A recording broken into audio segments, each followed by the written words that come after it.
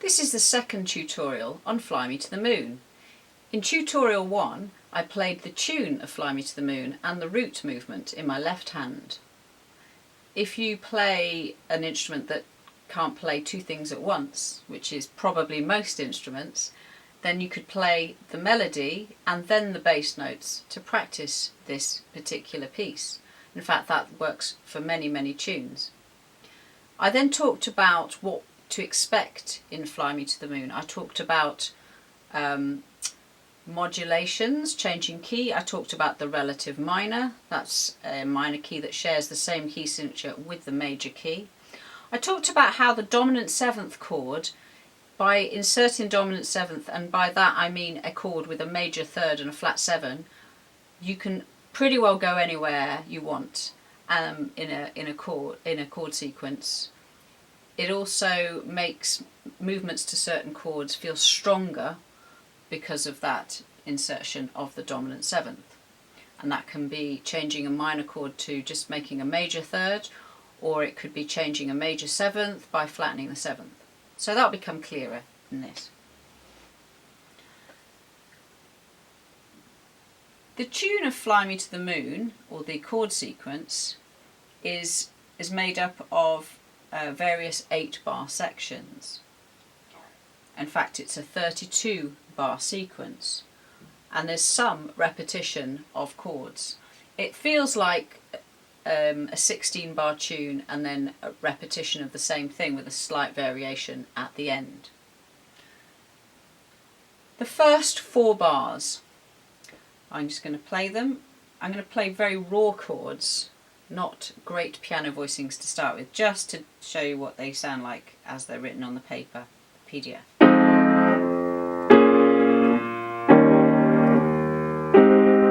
So that's chord 6, chord 2, chord 5 and chord 1. At the end of those 4 bars, we then move in bar 5 to a chord 4, which is sounds like that. So halfway through bar 4, what happens is, instead of being a major 7 chord, we flatten the 7th, therefore becoming a dominant 7th and making the modulation or the movement to chord 4 seem stronger. Is it a modulation? Did we change key? I would say not really, but you're just making it sound like it changed key for a second, and that's the beauty of good chords. It takes you on a journey, basically. So now looking at bars 5, 6, 7 and 8. So we've arrived at chord 4, and then something happens. We then do a chord which is a pivot chord, which is chord 7, but it's also going to the relative minor. So I explained that in the earlier tutorial 1, that there's often a pivot chord to change key. So it's also chord 2 of the relative minor, and then we've got chord 5 of the relative minor, and then we get there. So that's the first 8 bars. When we get to bar 9, we're going to be ending up on chord 2. So this actually happens in the tune.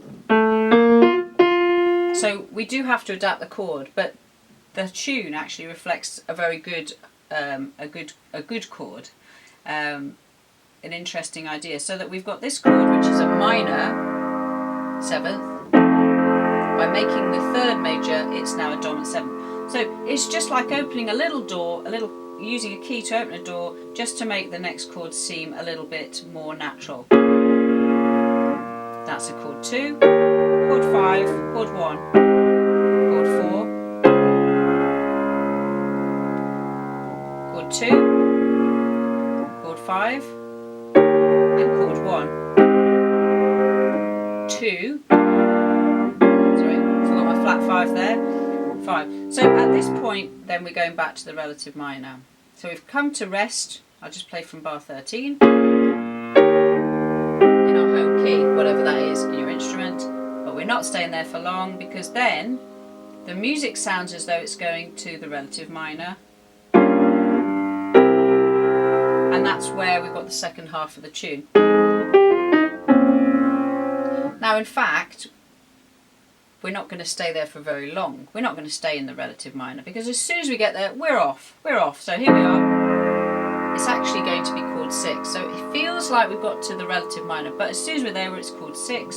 So it's both chord 1 and both chord 6. 2, 5, 1, and then we get the same device that we had in the first half, which is chord 1. We flatten the 7th, making the movement to chord 4 seem stronger. Chord 2 of the relative minor is also chord 7 if we stay in the major key. So that's the pivot chord. So now we're going to the relative minor. That's chord 5 of the relative minor. Relative minor.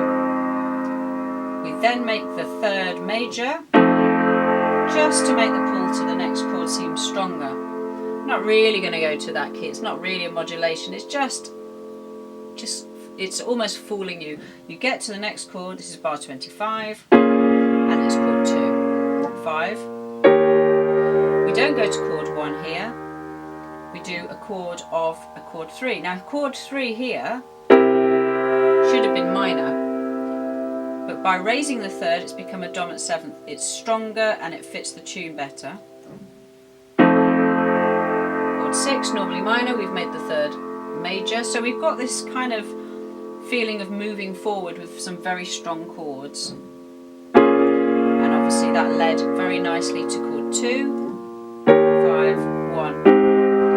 And then we've got chord 5, it could put a 2 in if you wanted, and a 5 to the relative minor, which, as we know, we're starting again, isn't really going to be the relative minor for long, because it's then chord 6. So you can see there's a lot of chords there that could be in one key, could be in the other, and it's that kind of juxtaposition between those two chords that makes it an interesting composition. Something that is not exclusive to jazz. In fact, it was something that Bach would have used quite a lot.